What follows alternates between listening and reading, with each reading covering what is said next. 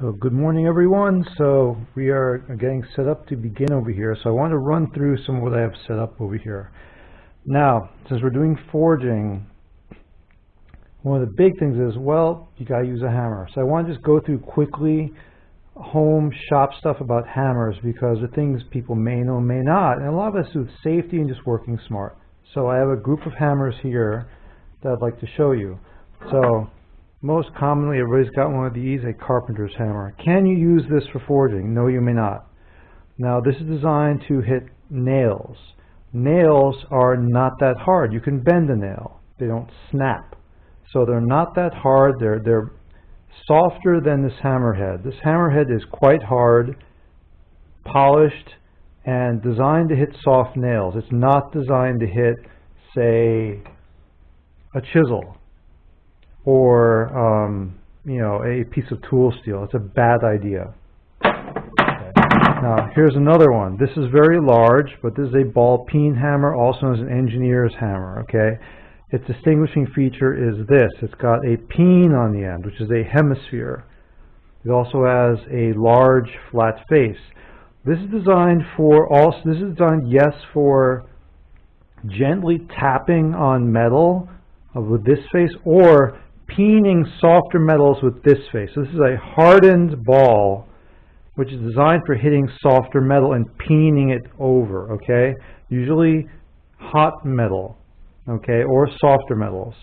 You do not want to hit hardened metals with this face. Here's an example why. If you see right here, these broken chips over here are from the hammerhead in the past was hit against something very hard and chips broke off and flew away. This will come off at high speed, and if it hits you in the face or eye, it's going to be like getting hit with a bullet. Very dangerous. Do not do this. This is not for forging, okay? Here, this is a leather-faced dead blow hammer, and this is a very, very useful thing to have. Highly recommended. This can be of different weights. This one's probably about 3 pounds.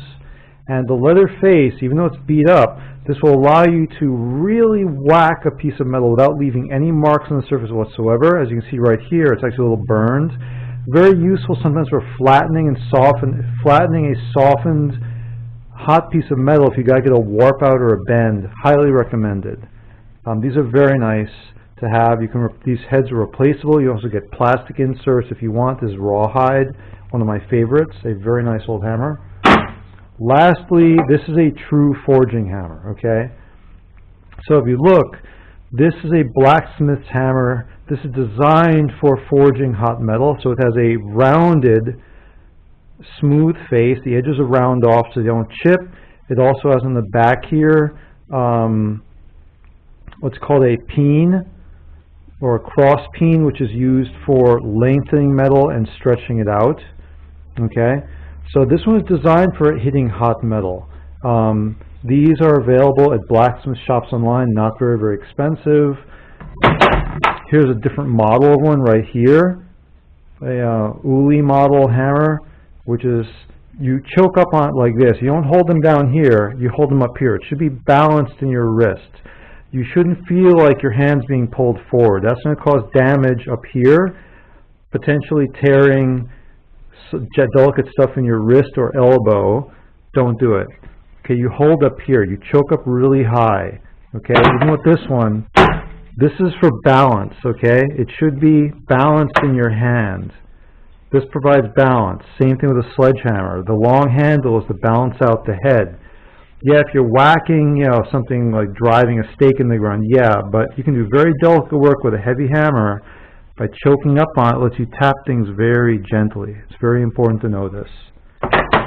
Okay, now if we swivel over here to the anvil, right over here. Okay, if you can see it, I'll adjust the camera a little bit. Right there. Since this face is hardened, okay, when you're hammering, you do not ever hit the hammer directly into the metal face. That is a big no-no. Always have some hot metal there as a cushion. Hitting here to here, you're going to damage either one or potentially crack it, okay? Now in terms of like, hey, well, I can get a hammer, how do I get an anvil for the home shop? I'll cover that in the next video. There are options which I can tell you about. Now, going back to the burner, I just wanted to show you right here. Okay, this is the stainless that I polished off. I'm going to remove all the oxide, get out of there. What I've done is I've inserted, if you look inside, I've inserted a piece of copper pipe in there, which serves as a backing bar.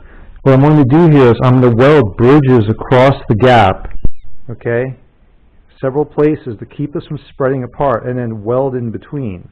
Now the copper pipe is going to keep the metal from falling inside the pipe, and also, since I'm welding stainless, if I don't cover the back of it, the inside part's going to get all gray and sugary and quite rough. The copper will prevent that to some extent and also keep my gas where I want it. So copper is a great thing to have. If you have copper, aluminum could do the same thing, or in a pinch, a nice piece of brass tube like right here. So I'm going to get set up and I'm going to weld this out, and then we will meet back in a little bit. See you soon.